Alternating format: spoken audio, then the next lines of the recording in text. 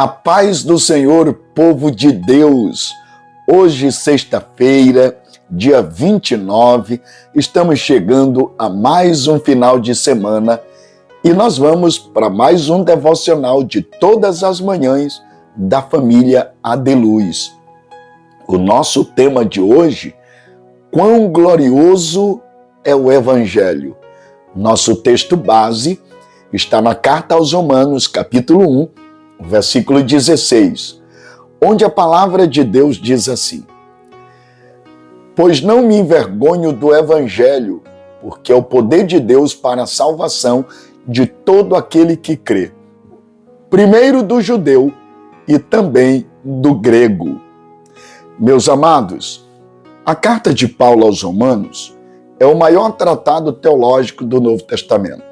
Nessa epístola, o apóstolo dos gentios, Paulo, fala sobre o Evangelho. Já no início de sua carta, o versículo em tela é uma espécie de introdução e síntese de toda a carta. E nele, nós podemos notavelmente destacar justamente alguns aspectos que envolvem o Evangelho. O primeiro aspecto é a definição do Evangelho. A palavra Evangelho significa boas novas dos céus à terra, boas notícias de Deus aos homens, boas novas de salvação eterna e não apenas de bênçãos temporais. O Evangelho trata do glorioso fato do amor de Deus aos pecadores indignos. Significa dizer que seu amor por nós é abundante, imerecido e provado. O Evangelho é uma nova de grande alegria para todo o povo. É a notícia mais auspiciosa e alvissareira entregue aos homens. É a notícia de que o Salvador, o Messias, o Senhor, veio ao mundo para ser nosso glorioso Redentor. Esta é a definição e o conceito de Evangelho. Mas, em segundo lugar, percebemos também no texto não apenas a definição de Evangelho, mas também a natureza do Evangelho. O Evangelho, em sua natureza, é o poder de Deus, porque Deus é onipotente. O Evangelho também o é em sua essência. Ninguém pode resistir ao poder de Deus. Sua vontade é soberana. É impossível deter sua mão onipotente. Mas o Evangelho não é o poder que destrói, mas o poder que salva. É o poder dirigido a resgatar o perdido pecador. É o poder destinado a tirar das trevas aqueles que estavam imersos em densa escuridão. É o poder de perdoar pecadores indignos e fazer deles vasos de honra para Deus. Portanto, é nesse sentido que Paulo vai dizer: pois não me envergonho do Evangelho, porque ele é o poder de Deus. Mas o Evangelho é ainda algo a mais. Já percebemos sua definição, a sua natureza, mas em terceiro lugar, nós percebemos o propósito do Evangelho. O Evangelho é o poder de Deus para a salvação. Não há possibilidade de o pecador ser salvo, exceto pelo poder do Evangelho. O Evangelho está centrado na pessoa e na obra de Cristo. Ninguém pode ser reconciliado com Deus, senão por meio de Jesus, pois ele é o único mediador entre Deus e os homens. Ninguém pode ter acesso a Deus, exceto por Jesus, pois é a porta do céu e o caminho para Deus. Não há salvação em nenhum outro nome dado entre os homens, exceto o nome de Jesus.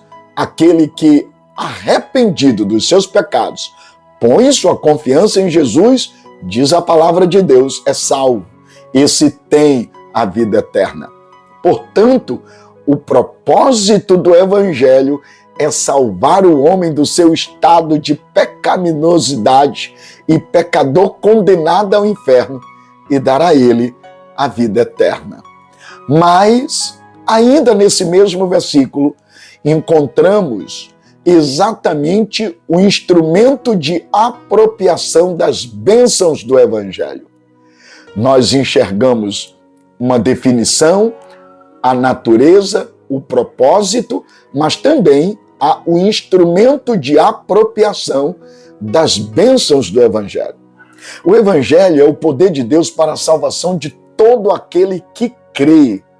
A salvação é pela graça mediante a fé. A graça é a causa meritória e a fé é a causa instrumental. Tomamos posse da salvação pela graça por meio da fé. Significa que todo aquele que crê é salvo e só aquele que crê. O Evangelho não é o poder de Deus para a salvação dos incrédulos, mas apenas para aqueles que creem e só para aqueles que creem. Fora da fé em Jesus, não há possibilidade de salvação. Portanto, a fé não é a causa da salvação, é o meio. Ela se torna causa apenas instrumental, porque é o meio pelo qual nós, mediante ela, cremos em Jesus e diante de Deus somos justificados. Mas em quinto lugar, quando a gente olha para esse texto, percebemos não só sua definição, sua natureza, seu propósito e o instrumento de apropriação. Percebemos também o alcance do Evangelho. É interessante, o Evangelho é o poder de Deus para a salvação de todo aquele que crê. Diz Paulo, primeiro do judeu e também do grego. Isso significa que o Evangelho é universal em seu alcance. Por meio dele, Deus chama aqueles por quem Cristo morreu, procedentes de toda tribo, língua, povo e nação. Judeus e gentios, homens e mulheres, velhos e crianças, ricos e pobres, doutores e analfabetos, enfim, todos que creem em Cristo, diz a palavra, são salvos. Isso aponta o alcance do Evangelho de Cristo. Mas, para finalizarmos essa devoção, essa reflexão nesse devocional, eu vou finalizar apontando a nobreza do Evangelho. Primeiro, nós apontamos uma definição. Segundo, a natureza. Terceiro, o propósito. Quarto, o instrumento de apropriação. Quinto, o alcance do Evangelho. E agora, eu finalizo em sexto lugar apontando a nobreza do Evangelho. Nesse sentido, digo, diante da sublimidade do Evangelho, Paulo escreve, porque não me envergonho do Evangelho. Há alguns que se envergonham do Evangelho, há outros que são vergonha do Evangelho, mas nós devemos nos gloriar no Evangelho e dele jamais nos envergonharmos. Devemos viver pelo Evangelho e para o Evangelho. Devemos sofrer e morrer pelo Evangelho. Devemos pregar o Evangelho. O Evangelho é o nosso maior tesouro, nosso maior legado, também a nossa maior alegria. Porque o Evangelho é Cristo. O Evangelho é Cristo. O Evangelho é Jesus Cristo. Que Deus te abençoe. E este final de semana seja um final de semana agraciado sobre a tua vida com as ricas bênçãos de Deus por meio do Evangelho.